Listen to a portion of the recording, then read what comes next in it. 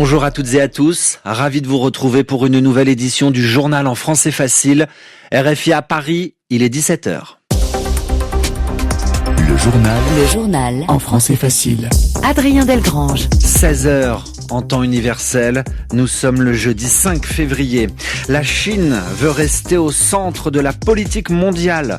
Le président chinois, Xi Jinping, s'est entretenu par téléphone, d'un côté avec le président américain, de l'autre avec le président russe, avec un objectif, rester incontournable, nous explique dans un instant Cléa Broderst. Dans ce journal aussi, un échange de prisonniers de guerre entre la Russie et l'Ukraine. Nous parlerons aussi de la libération de Tom Félix et surtout de ses premiers mots. Nous les entendrons car il a posé le pied sur le territoire français ce matin après avoir passé 900 jours derrière les barreaux en Malaisie pour trafic de drogue. Et puis nous irons au Sénégal. Comment faire pour éviter les naufrages de bateaux? Depuis le début de l'année, une trentaine de pêcheurs partis en mer ne sont jamais revenus. Voilà pour les titres, soyez les bienvenus. RFI. Quand les grands de ce monde se passent des coups de fil en l'espace de quelques heures, Xi Jinping, le président chinois, s'est entretenu successivement avec Vladimir Poutine, le président russe, et Donald Trump, le président américain. Deux appels avec deux puissances mondiales rivales et un même message. Cléa Broderst, Pékin veut s'imposer comme acteur central de la diplomatie mondiale. La séquence est soigneusement mise en scène. En parlant d'abord avec Moscou, puis avec Washington, Xi Jinping veut montrer que la Chine peut dialoguer avec tous, alors que l'ordre mondial se fragilise. Avec Vladimir Poutine, Pékin met en avant la coordination stratégique et le partenariat sino-russe. Moscou soutient clairement la position chinoise sur Taïwan. Avec Donald Trump, le ton est plus mesuré. Dialogue, gestion des désaccords, coopération pragmatique. Mais sur Taïwan, le message est ferme. Xi Jinping avertit que les États-Unis doivent faire preuve de prudence et respecter les lignes rouges de la Chine. Sur le fond, Pékin évite de s'engager sur les dossiers les plus sensibles comme le contrôle des armements, le traité New START ou encore le nucléaire iranien.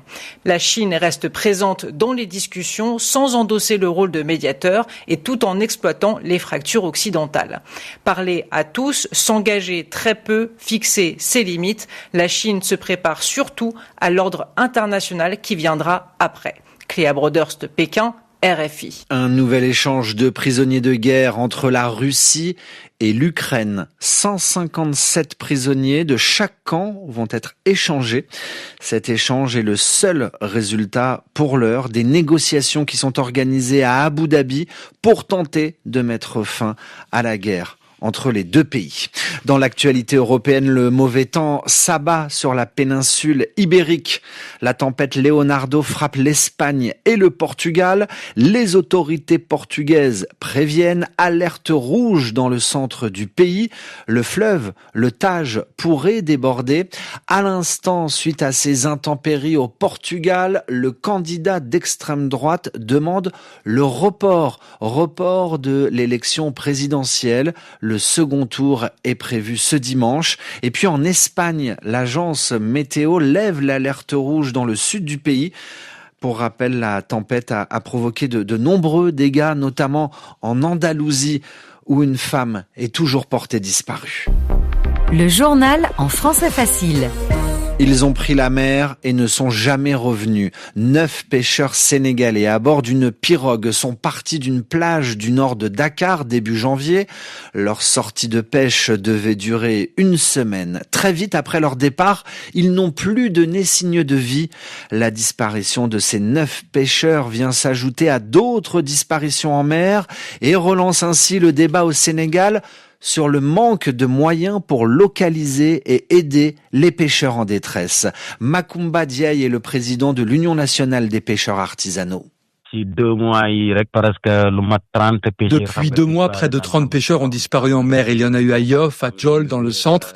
7 personnes ont aussi disparu à Elinkine, dans le sud. En tout, près de 30 pêcheurs. On les cherche, mais on ne les trouve pas. C'est une grande source d'inquiétude. Nous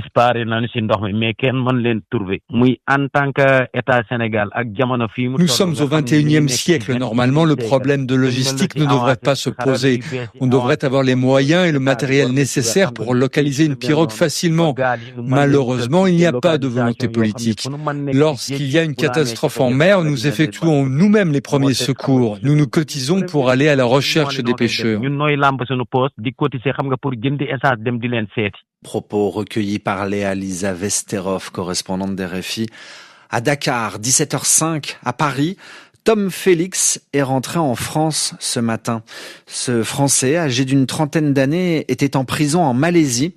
Il aura passé plus de 900 jours derrière les barreaux pour trafic de drogue. La Malaisie lui reprochait d'avoir été en possession de drogue, de cannabis en l'occurrence. Finalement, la haute cour criminelle malaisienne a acquitté Tom Félix, ce qui veut dire qu'il n'a pas été reconnu coupable. Il avait d'ailleurs toujours contesté son arrestation et affirmé qu'il était innocent. Écoutez les premiers mots de Tom Félix ce matin lorsqu'il a posé le pied en France. La Malaisie m'a volé 909 jours de ma vie. Aucun système judiciaire ne devrait prendre autant de temps pour prouver l'innocence d'une personne. Je n'ai jamais trafiqué de drogue. Et pourtant, la justice malaisienne voulait m'infliger la peine de mort. Tout ce temps, depuis le 9 août 2023, j'ai été maltraité dans les locaux de garde à vue, puis dans une prison où croupissent des détenus qui sont punis au quotidien de la pire des manières. J'ai tenu, j'ai résisté et je pense aux autres qui sont toujours là-bas. Je suis très heureux de rentrer en France.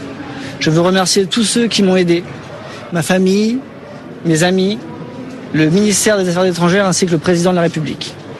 Ça m'avait manqué d'être traité comme un être humain. Des propos recueillis par nos confrères de Radio France. Ils sont peut-être des espions en France. 4 personnes, dont 2 ressortissants chinois, sont suspectés d'espionnage dans notre pays au profit de Pékin. C'est ce qu'indique cet après-midi la justice française. 2 de ces 4 personnes sont à l'heure actuelle derrière les barreaux en détention provisoire. La présidentielle en France prévue l'année prochaine et une candidature, celle du socialiste Jérôme Guedj. C'est le premier candidat socialiste à se déclarer officiellement candidat pour la présidentielle de l'année prochaine. Il veut représenter, dit-il, une gauche républicaine. Il est à présent question d'alcool frelaté. C'est de l'alcool dénaturé, trafiqué et donc devenu imbuvable. Au Tchad, les autorités ont décidé de prendre le sujet à bras-le-corps. Objectif affiché, protéger les consommateurs, mais aussi mettre fin à un commerce clandestin qui peut même parfois tuer. Guibolo Fanga Mathieu est le ministre du Commerce au Tchad. La lutte contre ce fléau est l'affaire de tout le monde. Nous appelons la population à faire preuve de la plus grande vigilance et à dénoncer toute activité suspecte ou tout point de vente. Par ailleurs, nous invitons les associations des consommateurs à intensifier leurs actions tout en déplorant un regain de trafic et de consommation effrénée de ces produits nuisibles. Je souligne que le non-respect des prohibitions est passible de sanctions pénales sévères. C'est pourquoi j'invite les autorités chargées de l'application de ce décret à redoubler de vigilance afin de lutter efficacement contre ces produits malsains pour notre société. Un propos recueilli par Olivier Monodji, notre correspondant à N'Djamena. Du sport avec les Jeux Olympiques d'hiver, levée de rideau officielle demain, mais déjà quelques épreuves comme comme par exemple le hockey, où l'équipe de France féminine de hockey sur glace a été aujourd'hui largement battue par l'Italie, des Jeux Olympiques qui seront largement développés dans nos prochaines éditions. RFI à Paris, il va être 17h10, c'est la fin de ce journal en français facile que vous pouvez retrouver à tout moment sur nos différentes plateformes, mais aussi sur notre site internet françaisfacile.rfi.fr pour le lire et l'écouter quand vous le souhaitez. À demain pour une nouvelle édition.